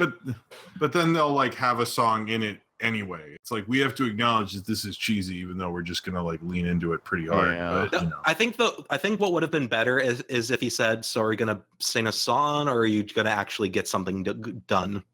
Like, yeah, that would have been a bit more tolerable, I think. I mean, it's like what Zootopia or Wreck-It Ralph does is like more interesting to me than like having like just do a Disney movie. Don't like do this like, oh, we're a Disney movie, but we're like pretty self-aware, so it's cool. We're like Deadpool, you know? It's cool. Question: thoughts on the most recent animated movie trailers? They look pretty swell. I think I'm excited to see. I don't watch trailers. You don't? Yeah, I try to avoid trailers as much as possible. They spoil everything, you know. Sometimes you just want to go into a movie raw, you know. Actually, when I saw Hereditary, I hadn't watched many of the trailers, and it like blew my mind. So I mean, that's an awesome movie. Well, like Get Out, for example, I didn't know anything about it. I just knew it made white people uncomfortable, so I went to go see it. And so Sorry. like I didn't know the mind control. I didn't know that, because I thought that was like a plot twist that was in the movie, and that blew my mind. And then I go back and watch the trailer afterwards, and I'm like, it told every fucking thing. Like there's nothing. Yeah. Like, you I couldn't think go in surprise. I think the worst case of it was Spider-Man: Homecoming. Oh yeah, Why? That was probably one of the worst trailers spoiling the movie. When? What did they spoil? I remember like the trailer for Sing. It just sort of spoiled one of the like a bunch of the characters, like all their arcs and stuff, and it's like, wow, they barely had an arc. Sing had the most predictable and bare basic arc. It was just like, you're not my son, that's my son, and they still spoiled it in the trailer. What I mean with Spider-Man: Homecoming was they show like, oh, Tony is mentoring Peter and stuff. Everything's going good, and then Tony's there, and he's like, I'm taking the suit back. Then you see Spider-Man in his home style suit fighting the Vulture, and it's like, wow, you just spoiled the whole fucking movie with trailers. No, but that doesn't spoil the movie, because that movie's still surprised in it that like nobody like I saw that movie twice in theaters, and both times people flipped out with what surprise? Well, Izzy hasn't seen it, so I haven't seen the trailer, but I've seen the movie. The thing with Michael Keaton being the dad, like everybody went, "Oh shit!" Okay, like, yeah, that's one twist, I guess. That's a good twist. Like that is a good because then you have the thing in the car is like maybe the most suspenseful scene in that whole movie. Like that's and it has the whole like metaphor of the girlfriend's dad and the tension and how you're worried like he could. You know, it's like that was a great. I thought they did a good job. Mm-hmm. To clarify, I have seen all the Marvel movies now. I saw Infinity War out of order because I was scared of spoilers for that one because of how big it is. And then I went and saw Black Panther, Spider-Man: Homecoming, and Thor 2 in that order. Wait, you mean Thor 3? Why? But yeah, that whatever. The Thor movies barely count. No, I was gonna be like, there's a lot of Thor 2. There's a lot of movies where they could have just kind of combined them into other movies, which is kind of annoying. Well, like Thor Ragnarok, as much as it is the best Thor movie, it's so redundant by Infinity War. None of it matters. Yeah. They undid everything. Yeah, that was like I didn't really like how they just killed everybody at the beginning of. It's like, what are you doing with Thor now? Like that was. I don't know. We all know Thor's gonna die. Like I actually think they might fold him into the Guardians of the Galaxy. I've sort of thought. I don't have this from anywhere or anything, any source on this, but I'm just saying, like, it just feels like he'd be better suited for that. And since they're getting rid of the Guardians with the third movie, since they're going to come back in Infinity War or in Avengers 4, obviously, I feel like Thor could be a good way to do that, but I don't know. We'll see. So wait, so the third Guardians of the Galaxy movie is confirmed to be the final one? My ass. No, it'll be the final. No, it's not the final. Sorry. It's not the final movie. It's the final movie of that group. So, like, who will stick around from that group? I don't know. But it sounds like they're going to... Because Chris Pratt is, like, too expensive to keep around, which is, like, I think 100% why he turned to dust. Spoilers. For the third highest grossing movie of all time. Like, because he was probably like, look, my agent wants me out of here because I got to film Jurassic World. So... Yeah, like when is Chris Pratt's bubble gonna burst? Because he's like super popular. It's gotta end eventually. Well, his bubble sort of has burst, but the problem is he's in all these big franchises, so he can still exist. But like, I don't think he can like open movies because like when Magnificent Seven came out, I remember a lot of people saying like, I'm not as into Chris Pratt as I openly heard people like doubting him. So he needs to do something that's sold on his charisma, because if he doesn't, people are just going to get sick of him. You know, he's not special anymore. He's not the special anymore. That's a Lego movie reference. And when everyone's the special, no one will be. And on that note, so who are you people? Yeah, I'm Nolan. Thank you for an awesome connection. I was Jim. I was Izzy. Spoe. Follow Spoe on Twitter. Okay, Jim called him Snarf once, and it was the funniest thing, and I ran with it the rest of it. Yeah, so goodbye. Thundercats was topical then. Bye. True. All right, bye everybody. Bye. Do you have the time to listen to me whine about nothing and everything all at once? I am one of those melodramatic fools, neurotic to the bone, no doubt about it. Sometimes I give myself the creeps. Sometimes my mind plays tricks on me. It all keeps adding up. I think I'm cracking up. Am I just paranoid, or am I just stoned? I went to a shrink to analyze my dreams. She says it's lack of sex that brings me down. I went to a whore. He said my life's a bore, so quit my whining cause it's bringing her down. Sometimes I give myself the creeps. Sometimes my mind plays tricks on me. It all keeps adding up. I think I'm cracking up. Am I just paranoid? I am.